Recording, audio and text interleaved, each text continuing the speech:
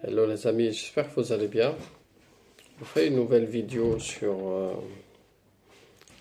pour répondre à certaines questions qu'on reçoit par rapport à ce qu'on fait sur les sciences du goût et du dévoilement, sur les approches scientifiques qui existent et le mariage qu'il y a aujourd'hui entre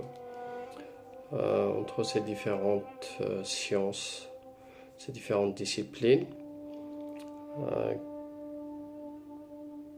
Que je considère comme une belle chose parce que ça donne plus d'outils à l'humain, euh, plus de possibilités, plus de liberté et plus de libération parfois pour mieux réaliser les objectifs et parfois soit accélérer un petit peu les manifestations, soit avoir quelque chose qui fonctionne, quelque chose qui marche et des processus qu'on peut suivre. Alors, sur les sciences du dévoilement, si je veux les expliquer un peu d'une façon normale, comme si je l'explique à un enfant de 5 ans, c'est tout ce que tu peux vivre en termes d'expérience, de ressenti, de vision, de dons ou des capacités que tu peux avoir et qui sont valables dans ce monde-là du business. Alors, je te donne un exemple ici. Moi, je connais beaucoup de clients.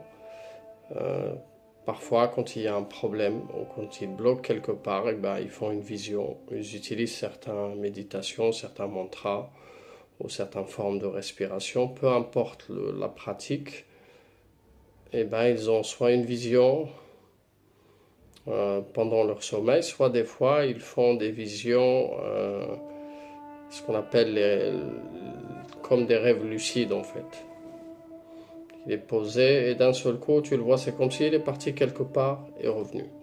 Donc ces formes-là de perception, elles peuvent intervenir sous forme d'image, sous forme de vision, elles peuvent intervenir sous forme de pensée, sous forme de ressenti, sous forme d'émotion, sous forme de signaux. Par exemple, je sais pas, tu es là et d'un seul coup tu ouvres Facebook ou tu ouvres YouTube et tu trouves par exemple un maître ou un savant, un illuminé ou quelqu'un que tu aimes bien qui apparaît juste devant toi et qui parle un petit peu du même sujet qui te préoccupe ou des choses comme ça. Donc les possibilités, elles sont infinies dans ce sens-là. Mais ce qui est super intéressant dans les sciences du dévoilement et du goût, c'est que ça transcende le temps, c'est en dehors du temps. Donc moi, je l'aborde d'une façon un petit peu plus spirituelle, mais je ne vais pas dire terre à terre, mais on va dire que c'est l'approche soufie que j'apporte, en plus de quelques approches hindoues et des approches un petit peu qui viennent des traditions religieuses monothéistes.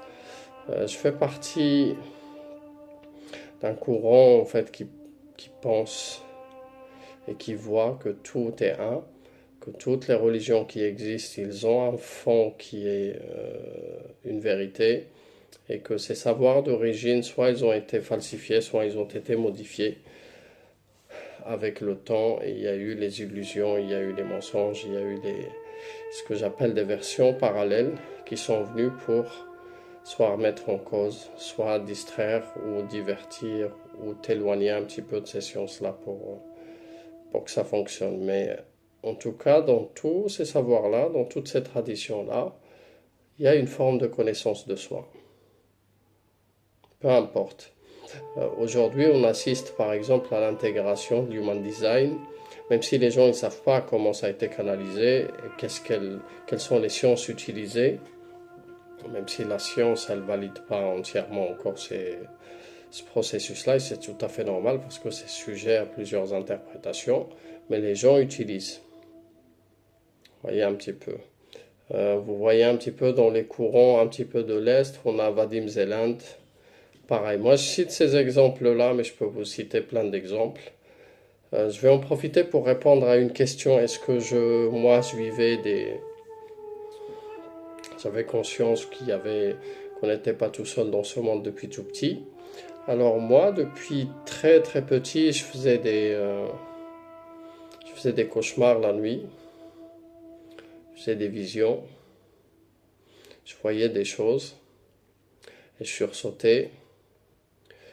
Et ce qui était fascinant, c'est que ma famille, ils ont tout essayé avec moi.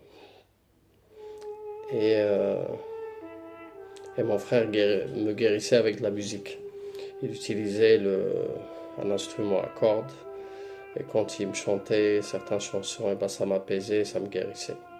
Et c'est là où j'ai compris beaucoup plus tard la puissance du son et de la musique dans les processus de anti-stress, de la guérison, du paisible, de la sérénité, toutes ces choses-là qui viennent un petit peu c'est comme si tu prends une douche de sécrétion de toutes les endorphines et toutes les sécrétions chimiques qui se font dans ton corps et qui te font du bien. Et ces choses-là, ces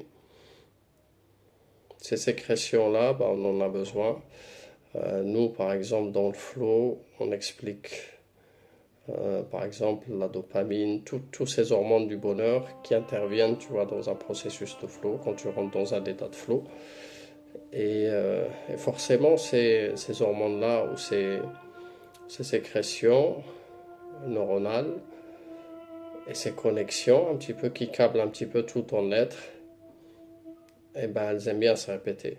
Quand tu vis un état de bonheur, même quand tu le vis en détachement, tu as envie de le revivre.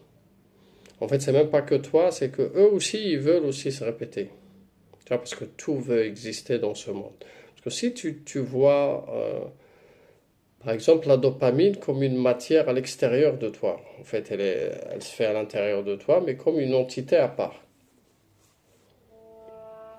Dès que tu vois ça dans ce sens-là, eh ben tu sais que chaque cellule, elle fait partie de ton corps et en même temps, elle a une existence à part entière. Donc, elle a des cycles de vie, elle a ses envies, ses désirs, ses peurs. Et donc, voilà, dès que tu changes un peu de regard, ben forcément, tu as une autre conscience, une autre dimension de la compréhension. Alors, il y a un sujet que je voulais aborder ça en quelques phrases, c'est le marketing agité. Vous voyez, moi, quand je fais mes vidéos, c'est vrai que j'ai un tempérament un petit peu calme dans la majorité du temps. C'est pas toujours le cas parce que ça bouillonne parfois de l'intérieur. Après, j'ai appris par le temps de calmer tout ça. Je voulais parler de ce marketing-là un petit peu parce qu'on est formaté par ce qui est visible, parce que les gens voient le plus, malgré qu'il y a d'autres exemples, des gens qui sont tranquilles, qui sont calmes, qui utilisent un marketing sain et serein. Ça existe, ça aussi. Moi, je fais partie de ces gens-là. Et je n'aime pas créer de l'agitation, je n'aime pas influencer avec l'agitation et je n'aime pas agiter les autres.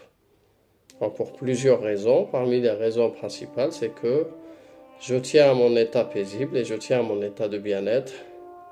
Et j'ai pas envie de créer des karmas à ce niveau-là ou des causes à effet par rapport à ces choses-là, parce que ce que tu fais aux autres, on va te le faire. Ça, c'est une loi dans la nature. Tout se paye sur Terre et dans l'univers. Il n'y a rien sans conséquence, il n'y a rien de gratuit. Tout rentre dans le schéma de la causalité, sauf à des dimensions beaucoup plus élevées de la conscience ou du cheminement spirituel. Donc, généralement, on est très loin d'aller faire du mal à qui que ce soit sous forme d'agitation, de pensée, d'émotion, ou que ce soit physiquement. Donc, donc c'est pour ça que chez Fun and Flow, on a rentré la notion elle fait partie de ce qu'on fait, c'est le bien-être, l'anti-stress, anti-burnout. Toutes ces formules-là dans le business. Très très important parce que j'ai fini par un burn-out. J'ai fini par être très formaté par beaucoup de charge mentale, beaucoup de frustration, beaucoup de mal-être aussi. Et je n'ai pas envie d'avoir ça dans ma vie parce que ça a des conséquences dévastatrices. Et c'était aussi un cadeau pour montrer le chemin là où il ne faut pas aller. C'est aussi, on redéfinit les douleurs. C'est que si tu subis un burn-out ou du stress intense et que tu le gères, et ben forcément tu peux supporter plus.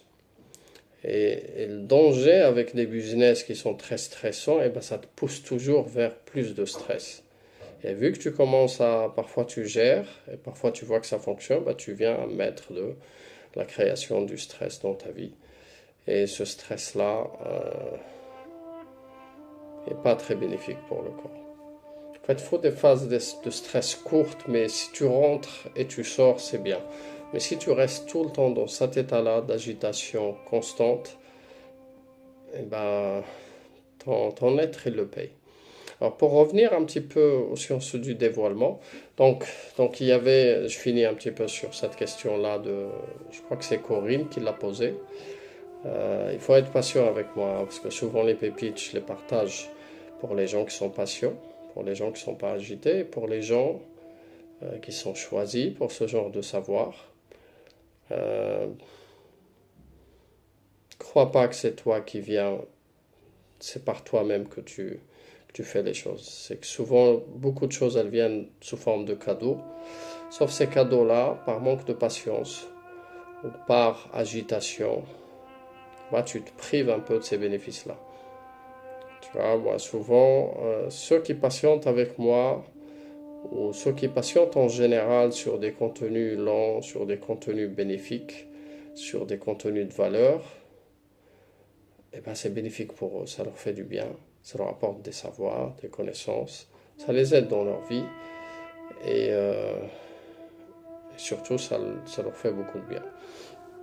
Donc ça c'est un point.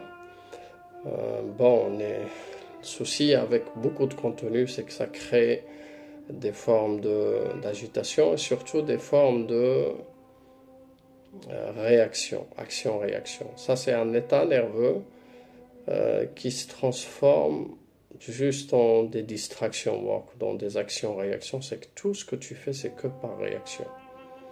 Donc forcément, quand tu fais tout par réaction, bah, tout ce que tu crées, ils sont à partir de cet état-là.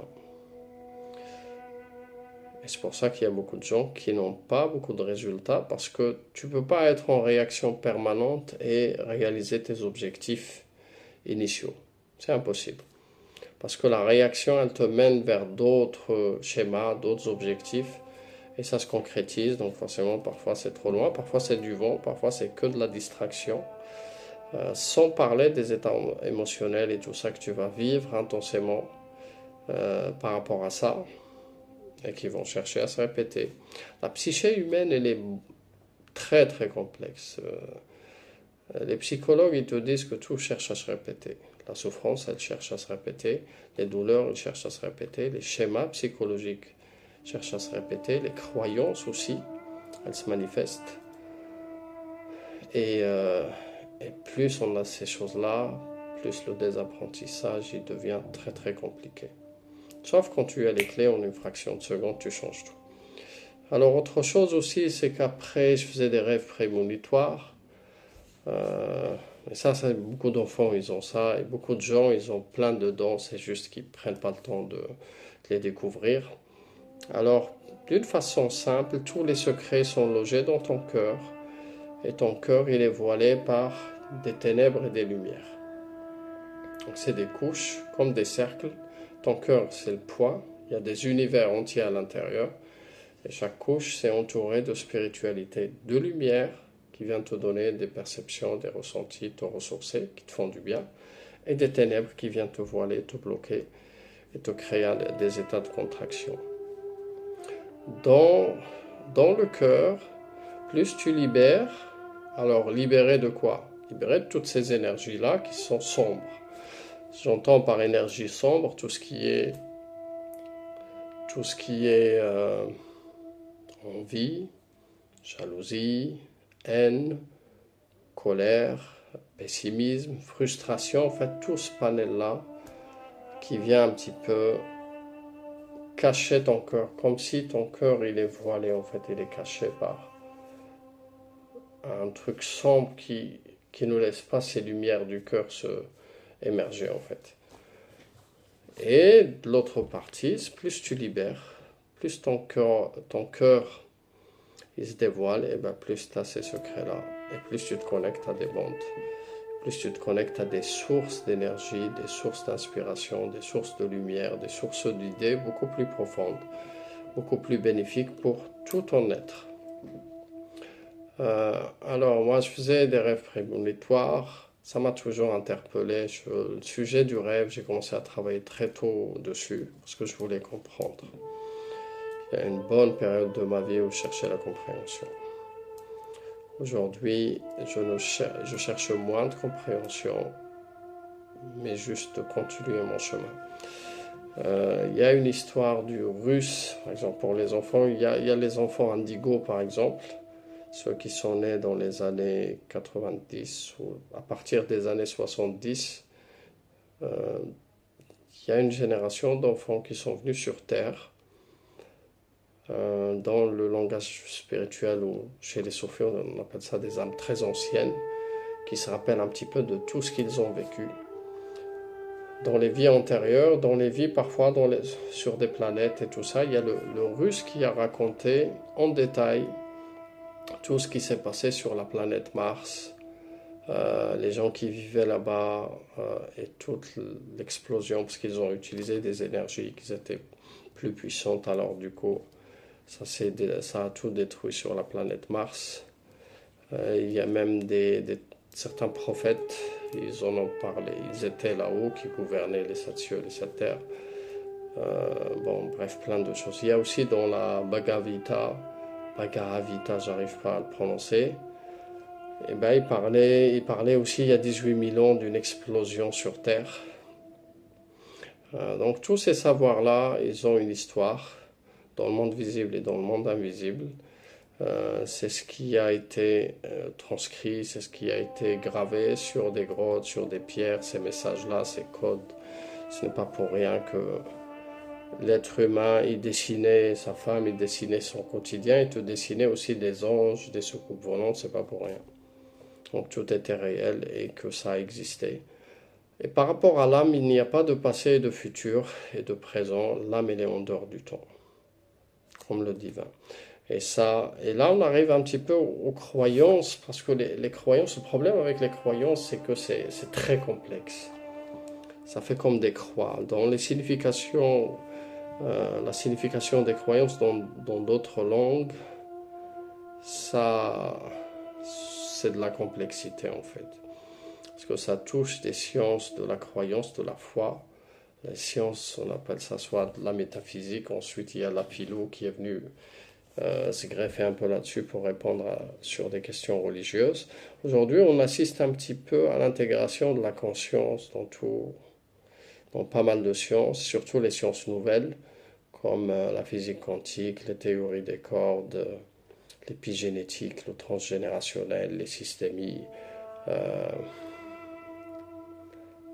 la géométrie, toutes ces choses-là, en fait, ils intègrent.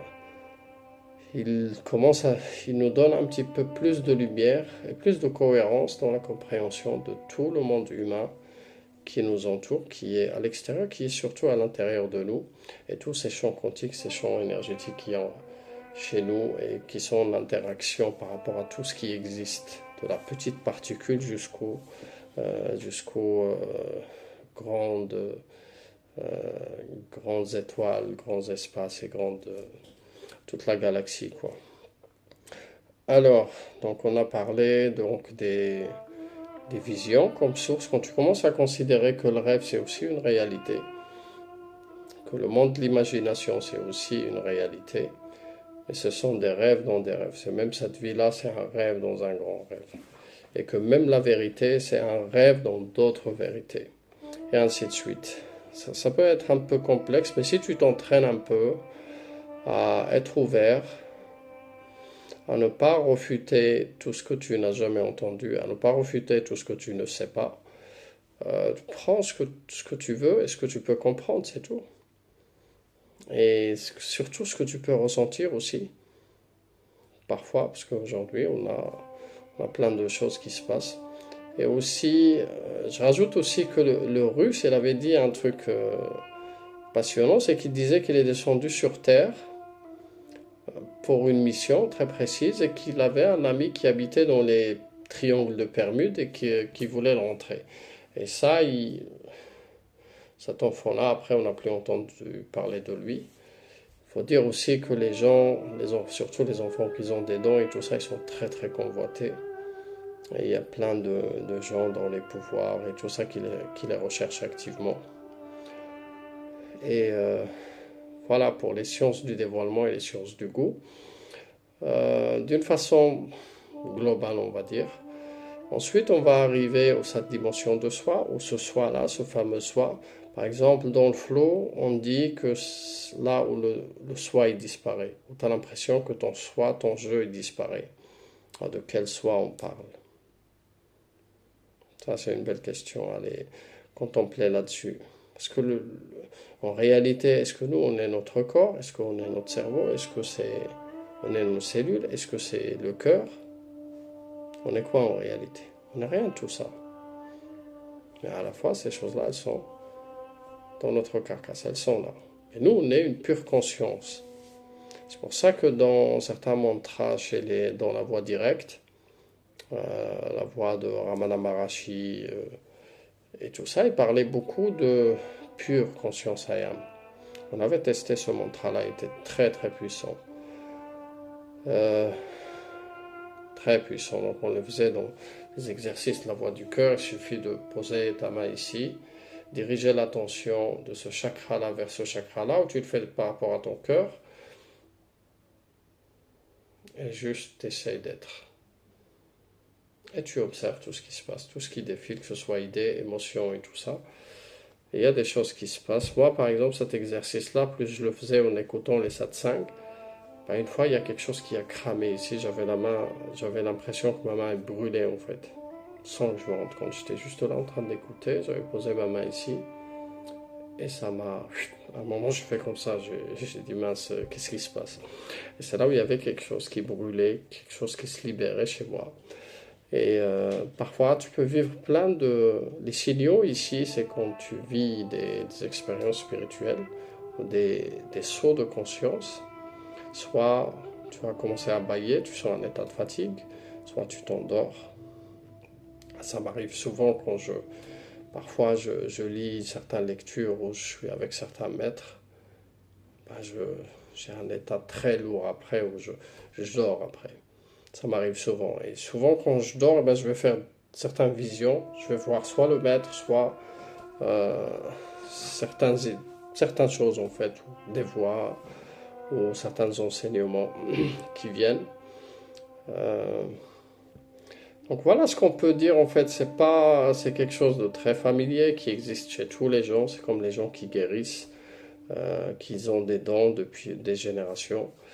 Ceux qui voient les dragons, ceux qui voient certaines spiritualités, ceux qui voient des extraterrestres, ceux qui ont des idées, ceux qui pensent à certaines choses, tu vois, tu sens que ça vient comme un cadeau. Tu vois, c'est pas quelque chose que tu as construit ou tu as créé qui est rentré dans le schéma du cause à effet, mais ça te vient par surprise. Ça, c'est bon signe. Maintenant, il y a tous les états d'être que tu peux vivre. Alors, un état d'être qui ne dure pas, on ne peut compter sur lui. Ça, c'est une citation d'Ibn Arabi. Elle est extraordinaire parce que chaque état, il te voile sur l'état d'après. En fait, par exemple, tu vis une expérience. Ça peut être une expérience de plaisir simple, tu sais. Et voilà, si tu observes bien, si tu as vécu un moment intense, tu verras que tu vas toujours rechercher cet état intense. Et parfois, tu vas plus le retrouver. Ce qui va te voiler en fait.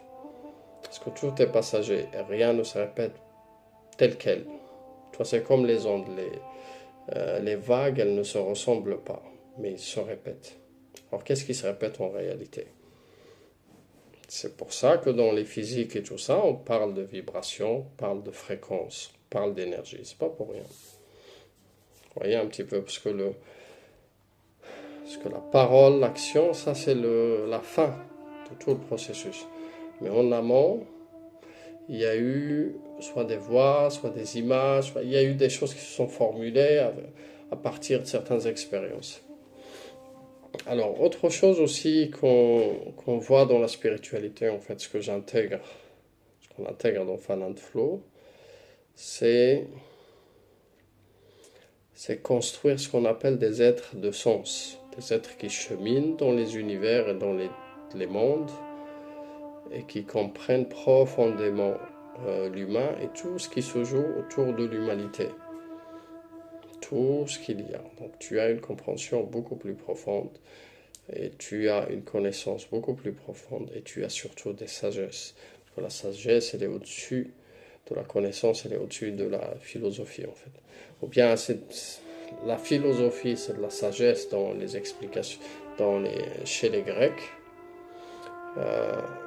Et le sage, c'est lui qui maîtrise les clés en fait.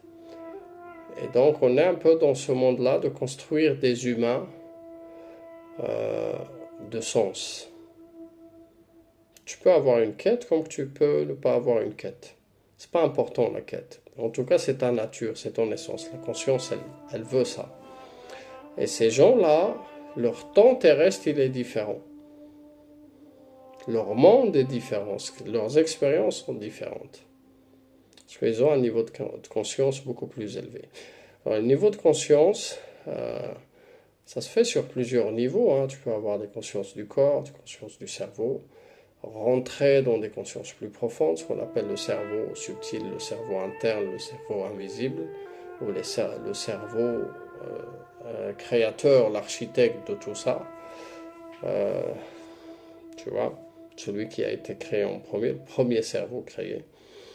Et quand tu rentres parfois dans des dimensions profondes, et ben là, tu as des sources infinies de savoir. Ensuite, tu as les cœurs, c'est le monde infini. Comme on dit dans toutes les traditions, Dieu regarde vos cœurs, il ne regarde pas vos corps. Et un petit peu ton être, il regarde ton cœur. Donc ça, d'un côté, pour les sciences du dévoilement, j'en ai eu plein de questions sur ça, pas mal de fois.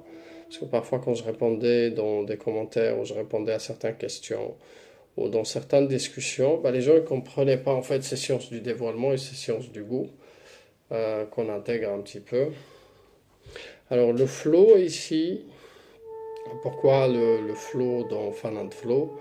C'est la version scientifique, parce qu'on n'a pas le choix, on est dans un monde qui est formaté par le matérialisme, par la logique, par la science classique depuis 200-300 ans à peu près maintenant. Et on est tous formatés, le cerveau il a pris une grande place, et le langage scientifique, il a toujours un impact. Même s'il commence à perdre un petit peu de valeur, mais il a toujours sa place.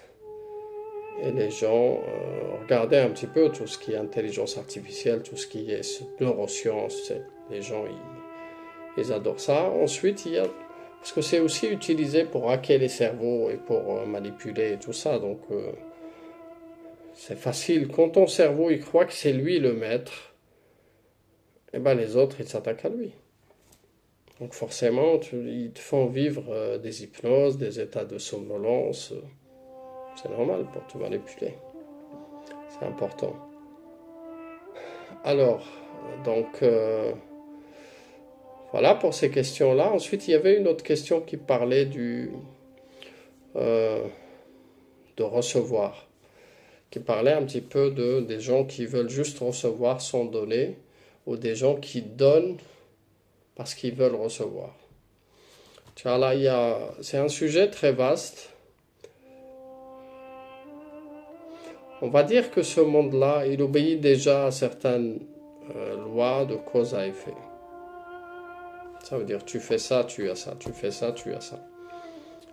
Alors, ensuite, quand tu rentres dans un schéma de générosité, ou un schéma d'offrir avec intention ou sans intention, sans rien attendre en retour, là tu ouvres tous les champs possibles. Parce que si toi tu le fais comme ça, si tu actives juste le miroir en face, bah t'imagines que tu as d'autres gens qui vont vouloir faire pareil, ou d'autres gens, ton miroir, qui se retrouvent dans les mêmes cercles que toi et qui fait pareil que toi et qui te récompense. Alors du coup, ça devient comme un jeu d'offrir, un jeu de don, un jeu de générosité, tu vois, sans contrepartie. Mais après, c'est des niveaux de conscience.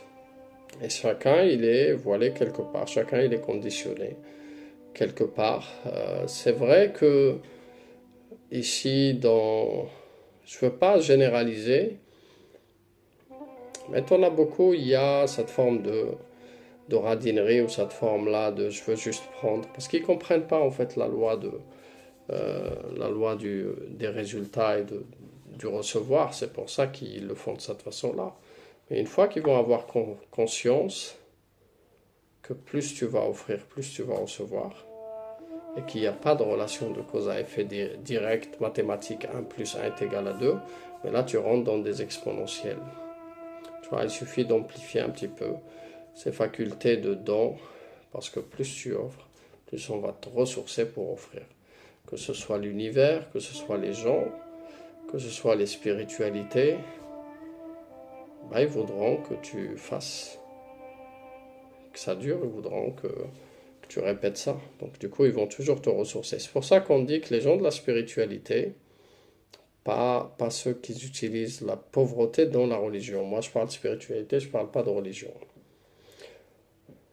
Les gens de la spiritualité, généralement, ben, ils ne sont jamais pauvres parce qu'ils sont toujours ressourcés, parce qu'on veut que tu chemines encore plus dans le chemin spirituel si tu es sincère, si tu es honnête.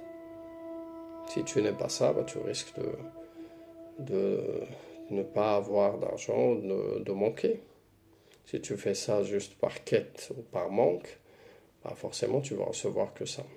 Donc il y a des couches ici, c'est que faire attention, observer un petit peu, est-ce qu'on est...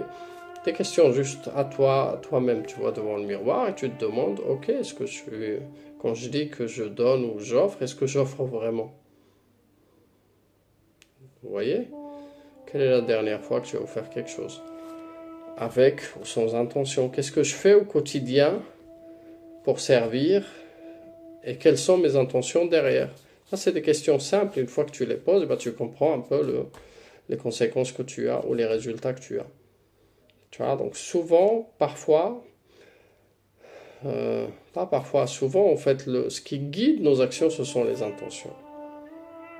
Pas pour rien que beaucoup de livres et tout ça, ils sont sur le pouvoir de l'intention. Ouais, je partageais la dernière fois comment débloquer l'abondance d'un point de vue intentionnel. C'est ce qu'on fait aussi dans le flow. C'est que dans le flow, on le fait aussi d'une manière scientifique pour aligner les visions long terme avec les actions quotidiennes. Et là, on a été très surpris chez Fanat Flow, c'est parce qu'il y avait beaucoup de gens qui n'étaient pas au clair sur leurs objectifs. Ceux qui étaient au clair, en fait, ça restait juste comme ça, il n'y a pas d'action concrète qui y vont dans ce sens. Et qu'ils n'amplifiaient pas, en fait, cette vision-là et cet objectif-là, parce que quand tu as ça et ça reste juste de l'état d'une idée et que tu ne la renforces pas avec tout ton être, ça veut dire que quand il n'y a pas une orientation entière vers l'objectif ou vers cette vision, ben c'est juste tu vas mettre beaucoup plus de temps à la réaliser et parfois tu vas juste te perdre et faire des zigzags sans avancer en fait. Et nous, on a été surpris un petit peu de ça. Moi-même, j'ai un ami, une fois, il m'a posé la question, il m'a dit, qu'est-ce que tu veux vraiment, Kamal? Je ne savais pas répondre. Ça, c'est une question qui date d'il y a plus de 15 ans. J'ai pu l'affiner avec le temps, j'ai pu lui donner l'attention qu'il faut, les contemplations qu'il faut, les réflexions qu'il faut, pas pour la poser. Aujourd'hui, ma vision, c'est de servir 1 million de personnes.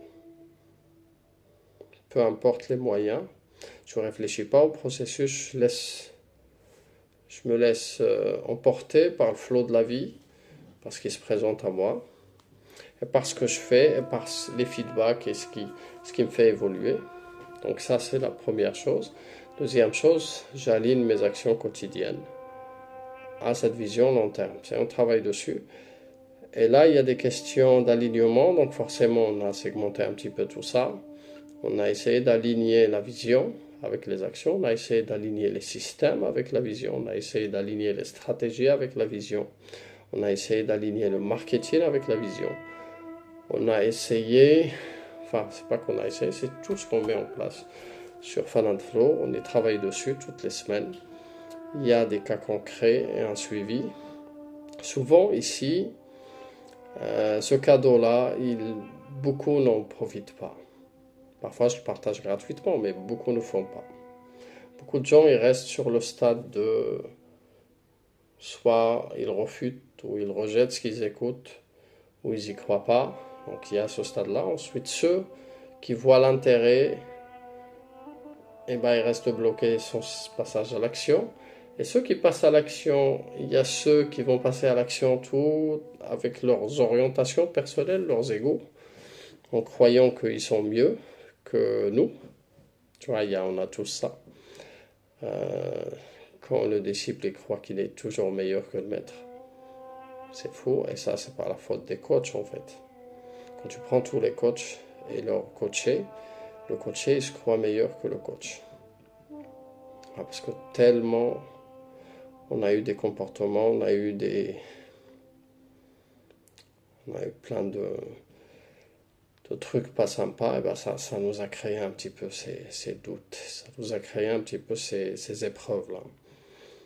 Et personne ne reconnaît sa place, personne n'a la clarté qu'il faut sur ce qu'il fait.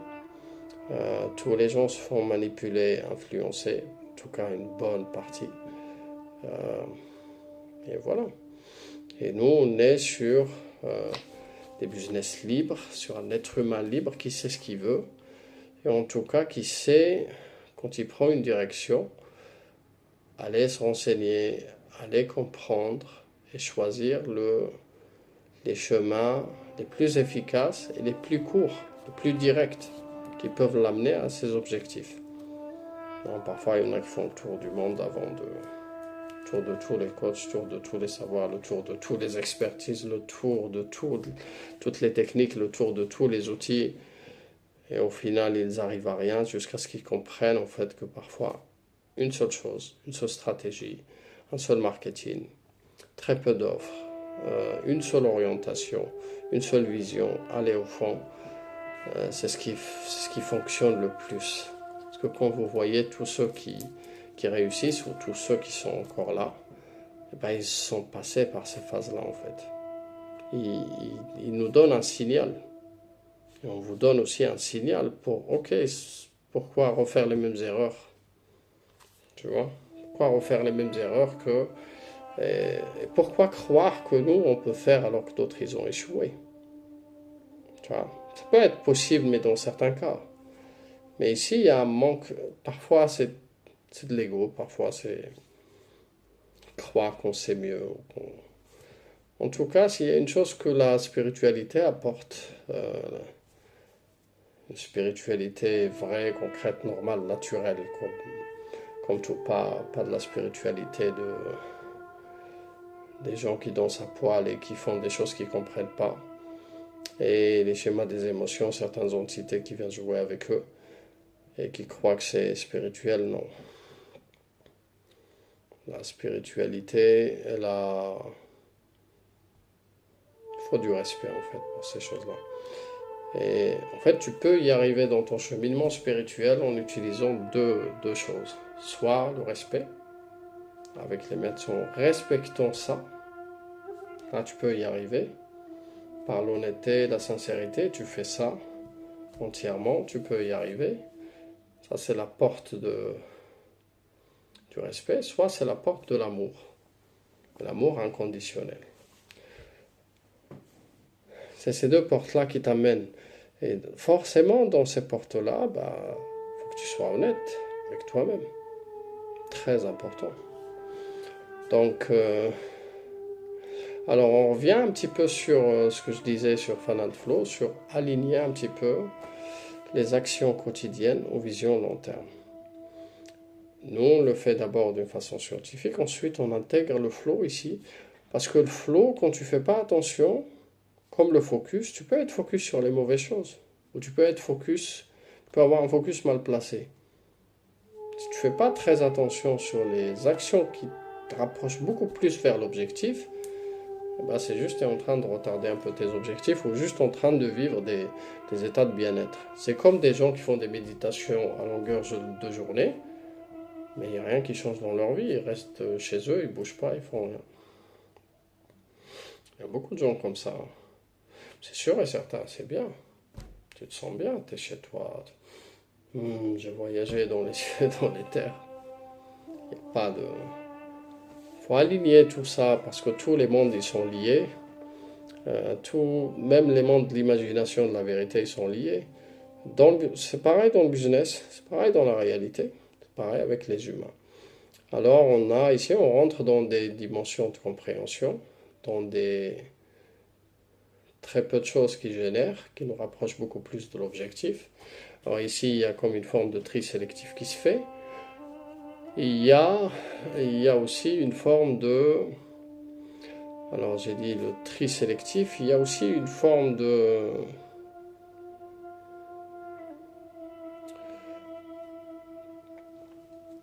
Pas une forme de concentration, mais j'ai perdu le fil. Oui, une forme de priorité, priorisation des actions. Et vous serez surpris de découvrir que, je ne vais pas dire 80% ou 90%, c'est que surtout dans le business du coaching, ou chez les entrepreneurs, freelance, thérapeutes, toutes ces disciplines-là, même des artistes, que 80% de leurs actions, elles sont à côté en fait. C'est fou, hein? Et ça, moi, j'ai toujours... les gens de chez Fan Flow, ils sont toujours surpris par rapport à ça. Parce que ils se rendent compte, en fait, qu'ils étaient concentrés pendant des années à faire des choses qui avancent pas, qui les aident pas à avancer dans leur business. Et ça, ces formes d'alignement, en fait, la complexité, elle est dans cette simplicité-là. Tellement c'est simple que c'est compliqué, en fait. Tu vois, si je te dis de faire une seule action à la même heure, tous les jours, même une petite action, tu verras que c'est très compliqué de le faire pendant longtemps. Pourquoi? Parce qu'il y a des justifications à tout ça. Et toutes ces choses-là, on les aborde dans Fan Flow. Et quand le flow, il est orienté objectif et toi, tu te mets dans ce spectre-là, et ben, tu atteins facilement tes objectifs. Et avec ça, on renforce un petit peu ce qu'on faisait depuis longtemps, d'avoir des revenus stables et un business sain et serein. Et on le fait avec plein d'actions concrètes, plein de choses. Parmi les choses qu'on fait, c'est le marketing aligné, les offres alignées, les stratégies alignées. On essaie d'avoir tous les alignements avec des priorisations, sans trop de complexité, sans trop d'outils, sans aller passer sa journée sur Canva et sur ClickFunnels ou sur System.io, des choses comme ça, ou sur ChatGPT, en espérant en fait que ces choses-là ils vont t'apporter le... Non, c'est pas ces choses-là qui t'apportent un petit peu le résultat que tu veux, mais c'est cette utilisation légère et minime des meilleurs outils qui correspondent à ton stade. Et on parle toujours d'alignement. La deuxième chose la plus complexe ici, c'est l'humain. Parce que s'il y a des choses prioritaires dans les actions, il y a des choses prioritaires dans ton être. C'est pareil, chez Fan Flow, on est à 50-50. Alors nous, on offre un petit peu une compréhension de ton être avec de l'astrologie, de la numérologie. On te livre un petit peu les éléments qui sont les plus activés chez toi et comment tu peux exploiter ça et comment tu peux vivre l'état des terres qui contrôle tous ces éléments-là. Alors du coup, tu n'es plus contrôlé par tes éléments, par ton corps, par ton cerveau ou par ton cœur, mais c'est toi le maître. On passe par là, donc on a des outils. C'est une approche Sophie. Ça ressemble un peu pour approcher le sens au Human Design, mais c'est beaucoup plus simple. Sur les sciences d'origine, les sciences de la métaphysique, ça c'est ce que j'apprends dans l'école de l'Avatar en Allemagne, qui nous apprennent un petit peu ces sciences-là avec des actions concrètes. On dirait que je suis dans une école comme celle de Harry Potter, et c'est ce que tu vas faire chez nous. Je pourrais t'apprendre des choses comme ça pour développer un petit peu des dons, des facultés. Tu peux guérir, tu peux accompagner. Surtout une meilleure compréhension de l'humain, de sa psychologie, tous les mondes qui l'entourent, les forces qui l'influencent. Et donc ici, si tu fais un parallèle avec les actions quotidiennes, et ben, quand ton être, il se comporte avec d'autres êtres, tu es dans des cercles. Et dans ces cercles-là, il y a ce qu'on appelle ton comportement, tes actions, enfin ta façon d'être. Tu vois, qu'est-ce que tu permets, qu'est-ce que tu ne permets pas, qu'est-ce que tu tolères, comment tu abordes les gens, tu vois. Et tout ça, c'est déterminant un petit peu. On a tous des prédispositions, mais ça s'apprend. On peut les apprivoiser, comme le flow. On en sait un petit peu, on va te faire rentrer. Tu apprends comment rentrer dans des états de flow orientés à volonté. Et il y a 4 phases qu'on utilise pour rentrer dans ces états-là. Voilà, donc par rapport à ton être aussi, c'est très compliqué de savoir les modes de comportement qu'il faut avoir avec les types de gens qu'il y a autour de soi et surtout dans le marché. Très important. C'est au-delà de la psychologie, parce que la psychologie, c'est juste une petite partie. Voilà un petit peu. On a parlé un petit peu de tout. Si vous voulez quelque chose de concret, ben, je peux vous donner un exercice que vous pouvez faire pour une libération énergétique, pour une compréhension. Donc, si tu travailles dans l'énergie, surtout si tu t'intéresses un peu à la spiritualité, sache qu'il y a toujours des poids. Et si tu travailles dans l'énergétique ou des libérations, de la guérison, ne fais jamais avec tes mains. Parce qu'il y a des énergies qui voyagent de ce que tu guéris vers toi. Tu prends. Alors toi, pour éviter tout ça, n'utilise jamais tes mains. Et toujours, tu sais quelque chose en fer, parce que le fer, il fait baisser toutes les vibrations, parce qu'on est entouré d'ondes, le téléphone, les réseaux, la 5G, tout ça. Et ça impacte notre champ énergétique, ça impacte notre corps. Donc utilise toujours quelque chose du fer. Ça peut être une cuillère, ça peut être n'importe. Et quand tu guéris ou tu fais quoi que ce soit, utilise quelque chose en bois. Tu vois, du fer et du bois. Ne rentre jamais en contact avec les humains que tu guéris. Je parle pas quand tu salues les gens, tu fais des câlins, non, ça c'est autre chose. Deuxième chose, c'est si tu as mal quelque part, prends juste, fais comme un point. Si tu te sens par exemple que tu as mal aux épaules, tiens, essaie de faire comme ça. Et tape-toi avec le fer et tu verras après quelques minutes, ferme les yeux et tu verras comment que ça fait du bien. Et comment en fait ton corps, tu sais comme dans les films là quand tu vois les vibrations, ça fait tu vois. Mais ça en fait ça ramène un petit peu cette forme d'unicité, cette forme d'équilibre. Allez bon, je vous laisse sur cet exercice là, j'espère que ça vous fait du bien. Parce que c'est très puissant. On peut le faire aussi avec, je l'avais partagé la dernière fois avec un tronc d'arbre, tu vois, une tige. Tu fais sur toi. Si tu as un grenadier, c'est le meilleur. Non plus que ça te fait du bien, que ça te retire ce qu'on appelle les différentes formes de somnolence que tu peux vivre, qui peut intervenir soit à partir de ton être, soit à partir de certaines entités terrestres et sous-terrestres qui viennent te piquer, par ce qu'on appelle la piqûre de ces entités-là. Celle-là, elle te laisse comme tu sais, un moustique. Ça, c'est quelque chose qu'on apprend dans l'école de l'Avatar.